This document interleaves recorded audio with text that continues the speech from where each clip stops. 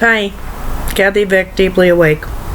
I've been away from camera for a while and really enjoying that. I'm just popping in to say a few words. I noticed this weekend something was very different. I was eating like non-stop, and my clothes certainly show my unusual interest in foodstuffs. But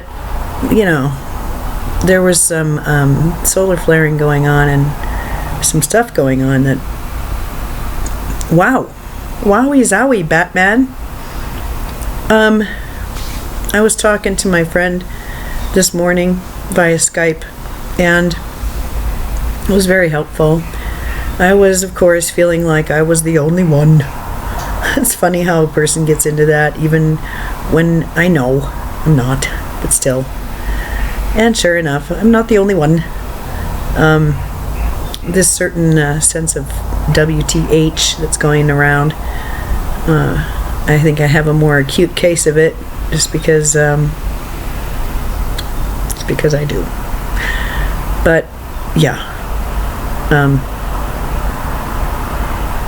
it's beyond the beyond what's going on in America.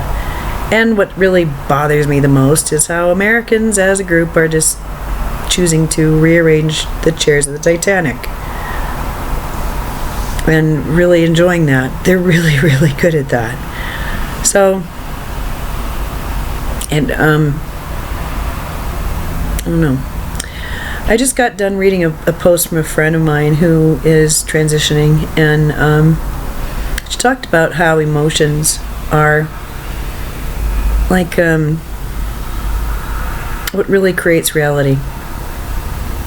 That everybody says it's thoughts. And I really am beginning to think that there's a lot of truth to that. I mean, I do think that thoughts are where, beliefs are where, and truly when you get down to it, expectations are what causes a lot of distress. But having expectations that are not based in fact, but are based in fear instead, that's the problem. That's a problem. That creates feelings. But feelings are also, I think, quite they're generators of realities as well. So with that said, I was feeling really pretty good about all this transformation stuff. I was feeling like a big fish and super swell. I was high-fiving myself. I was kind of bummed that there were no ghosts at the finish line with bread and chocolate waiting for me. It didn't seem all that fair. I wanted valuable prizes. Didn't get them. But that's okay. I have self-esteem. I have confidence. I have a sense of self. And those are things that I've been searching for, or wanting to complete, I guess is the best way of putting it. But clearly, I mean, I look at my life and can see that there's a lot of that running through it. And that's kind of what I wanted to discuss, is that what I'm seeing is that, there have been times in my life, I'm a woman of a certain age. If anybody asks how old I am, I'm going to say I'm over 35. What's it to you? No, I'm not going to say the second part of it. If anybody wants to get that nosy, I'll tell them I'm 39. Or thereabouts. But anyway, what I mean to say is that there have been times in my life when I have really been cooking with gas. Times when I've been super, super creative and productive and happy and clear as a bell. And then, periods where I was in flux, in flow. in lesson. So, what I'm finding is that these are the times that are popping up as like these lighted islands, and they're connected to me. Kind of like the whole idea behind the Akash. Now, I had a meditative Akashic library, and it had scrolls because I thought it had to, but it also had books that were all, with gold covers, but they were flexible, but some weren't. They were very pretty. Anyway, a library, and it's all glass and stuff, and a park, and an area to play, and an area to meet people from past lives, quote unquote, or teachers or whatever. I had learned a lot in my Akashic library, but now I kind of feel like a library is accessed through emotion. I think that it's a catalyst. I think that it's, they say it's energy in motion, emotion. I think that's kind of whatever. It's an energy. You can feel it. You know it. You've been angry, right? You've been despondent? Sure. You've been in love? Yeah. So? They feel different. They all feel good in their own way, although some feel better than others. And so that's how I think that this goes. And so, but anyway, I was feeling like really good about all of this stuff.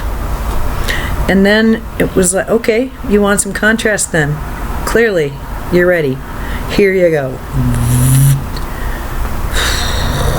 So, I've had to deal with a lot of other stuff trying to figure out this little person, because I started to feel about that big again in the cosmic picture, in the big picture, and it really felt that the dark was overwhelming and could not be managed, and really we were down for the count. So, wow, it was a big one, but that's okay, because that's sort of the idea. I mean, we have dark within us, right? And we want to not just rise above it, but integrate it, come to terms with it, accept it, put light on it. The shadow areas, well, they're shadowed because there's no light there. There's no redemption. There's no acceptance. There's no permission. There's no aha. There's no bringing it in and loving it. Shadow. There's no acceptance. So, that's pretty dark. So, you figure that crap out. And then you have to deal with it in your personal life, and deal with it, and deal with it, and deal with it in all its many forms. And then, well, increase the amperage, increase the project, increase the perception, the perspective, the responsibility. Mission accomplished. That's sort of how I'm feeling.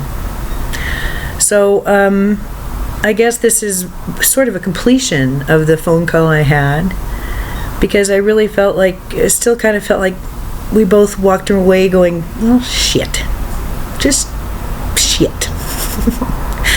So we have 16 more years of shift, of this fractal, of this wobble, 36-year precession of the equinox. Yeah. So we have some time left. And anyway, I woke up from all this and I thought, well, high five myself, yay, I'm so clever, I'm so wonderful, la la la. And then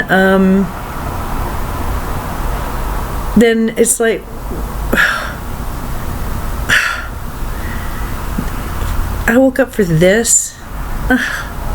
Look at the politics and how Americans are behaving. Oh God, how the police behave, how politicians behave, and how everyone just rolls over. Oh yeah, please, yeah, have at it. Oh God. Oh. So disempowered, so asleep. Jesus Christ. Ugh. So whatever. I guess I'm just gonna keep doing what I do, but I'm doing it loving myself, really liking it, really being okay with it, and that helps the pain that I was feeling from not being loved and not being accepted and invited, and seat at the table kind of stuff, which was always the sort of the theme in my life of feeling excluded and not belonging. So I think maybe part of it is just really being okay with that, because I look at what I'm sometimes longing to be accepted into, and it's like, well, yeah. Just like I'd been begging to go home, right? And then I get the chance and I realize, oh, I was begging for this thing that I didn't really understand what it was I was asking for. All right.